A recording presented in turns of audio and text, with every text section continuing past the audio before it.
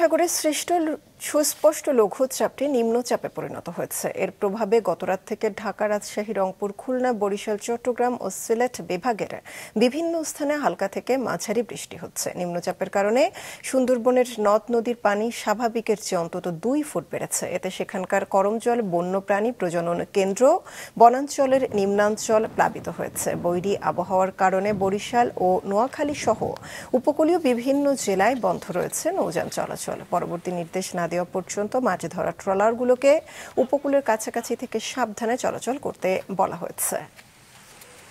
আমরা তো কামকাজে যাইতে পারি না, গতকালকের থেকেই মানে গুড়ি গুড়ি বৃষ্টি পড়ছে, রাত্রে বৃষ্টি পড়ছে, ভোরবেলা হয়তো পুরো বৃষ্টি।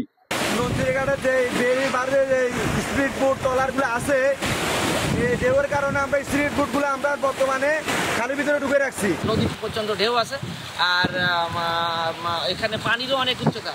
সাধারণত অন্যান্য এই যে আইসক্রা দ্বিতীয় হিসেবে যে পরিমাণ পানি হওয়ার কথা ছিল, তার থেকে প্রায় 50 থেকে 60 সেন্টিমিটার পানি কিন্তু বেশি হয়েছে।